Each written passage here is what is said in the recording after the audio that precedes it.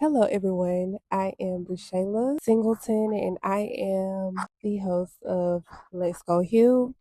I started this podcast because I want us to all feel good in the space and be able to express our emotions without judgment. And this is a space for us to come home to ourselves, a space for Black men, Black women, children, and a way for us to honor our ancestors because they did not have a space to heal with everything that they endured. So, this is us really truly accepting ourselves for who we are without judgment and coming home to ourselves. So, let's get into the reason why I decided to start this whole Let's Go Heal movement, the podcast, the organization. Is because when I was younger, I feel like I didn't have an outlet to properly express my emotions and how I was feeling. I always felt like I was going crazy, that no one really understood what I was feeling and what I was going through. So I would always bottle up my emotions and walk around like everything's okay till it was time where I couldn't take it anymore and I would feel like I'm exploding and I would feel like I was spiraling. And like I said, this started when I was a kid. Honestly, the first time I ever felt like I wasn't meant to be here on earth was when I was 10 years old.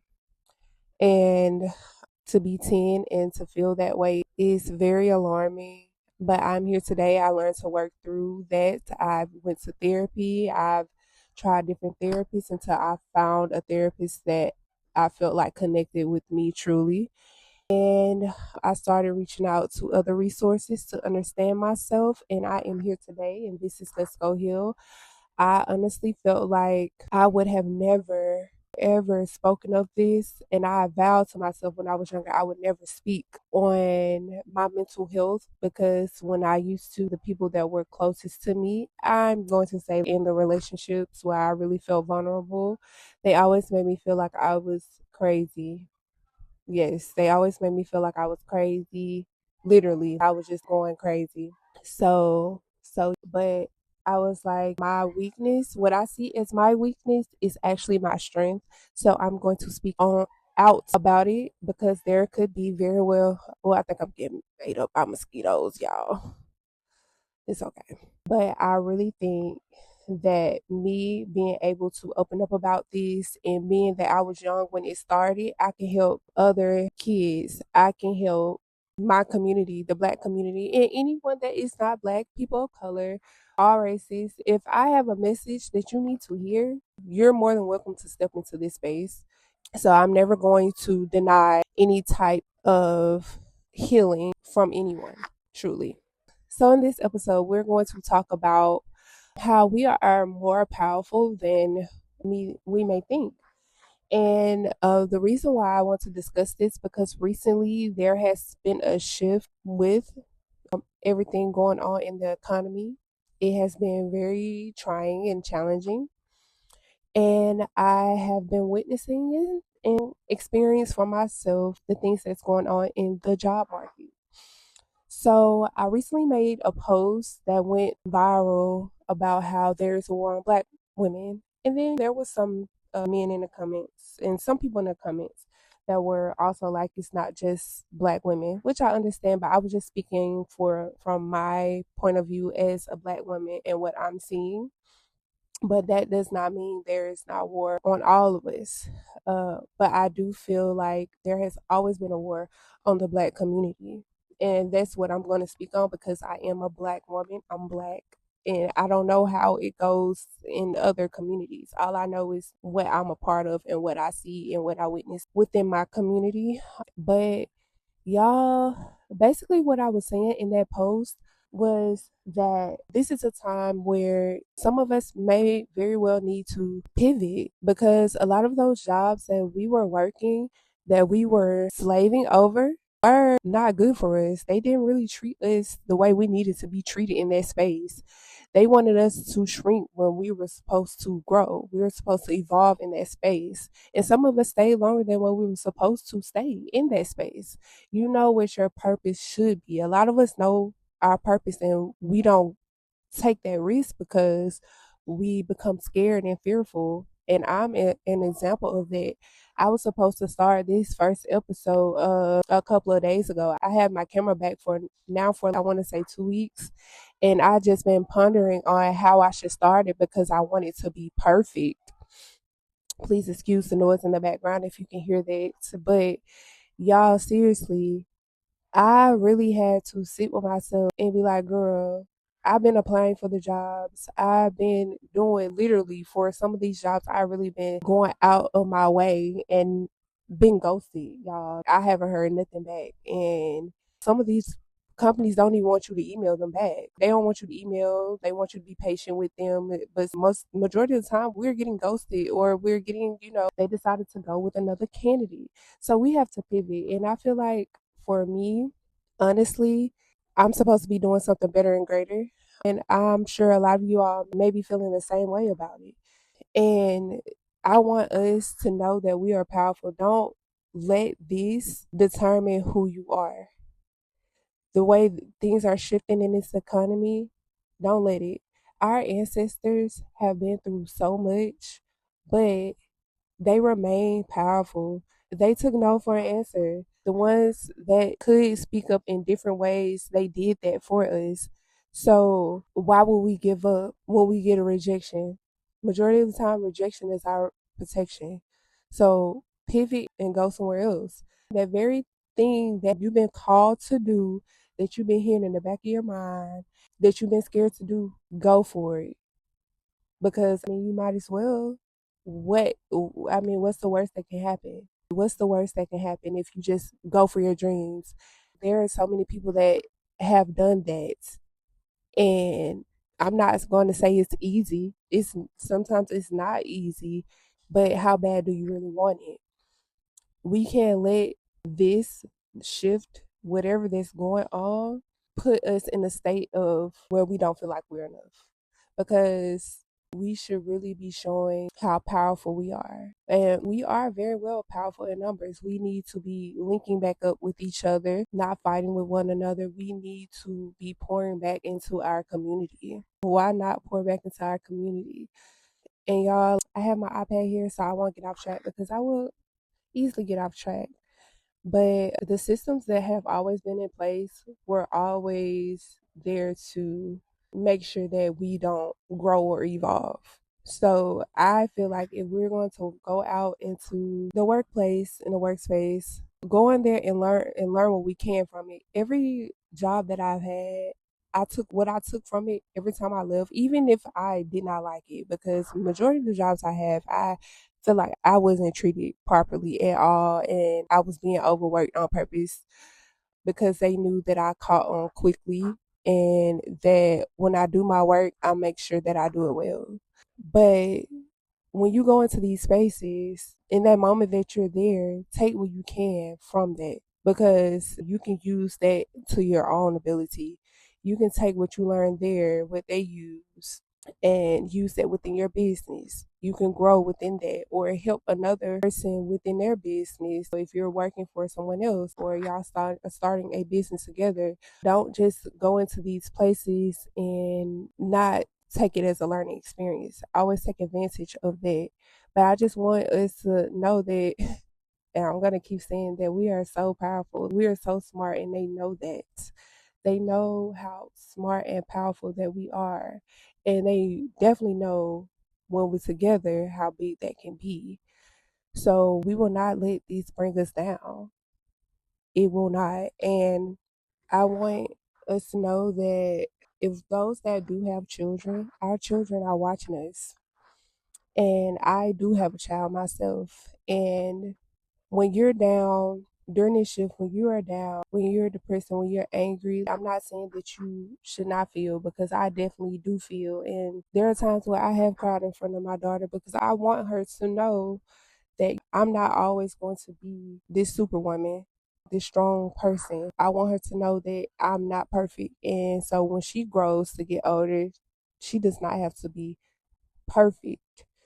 But with my daughter, instead of being angry, because sometimes we don't know when we're anxious and depressed and we don't talk to anyone, we don't sit there and reflect, sometimes that anger and that aggression can come out in different ways.